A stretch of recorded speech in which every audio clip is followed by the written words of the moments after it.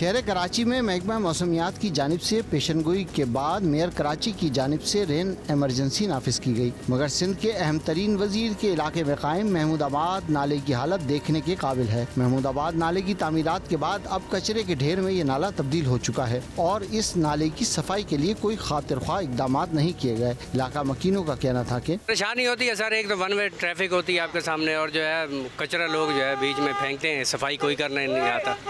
नाला तो फिर नाला है, रोडों की हालत जाके देखो आप। यार मसला ये है कि ये नाले का मसला है ना, ये सारा नाला टूट रहा है। ये दीवार, ये नीचे की दीवार बनी नहीं हुई और ये गाड़ी आके रुकती हैं, गाड़ी आके रुकती है और उसका नाम का देखो सुराख हो गया है, सुराख हो गया। ये दीवार कभी भी गिर सकती है, बारिशों के अंदर तो ये गिर ही जाएगी और ये इसके अंदर इसका नाम का ये जानी नुकसान भी हो सकता है। नाले के अतराफ गड्ढे भी पड़ना शुरू हो चुके हैं, जिसकी वजह से किसी भी वक्त कोई हादसा रूनुमा हो सकता है। महमूदाबाद नाले की सफाई के साथ साथ उसमें कचरा फेंकने वालों के खिलाफ भी कार्रवाई की जरूरत है। कैमरामैन रशीद अलाना के साथ Zulfiqar Pirzada, metro one news, Karachi.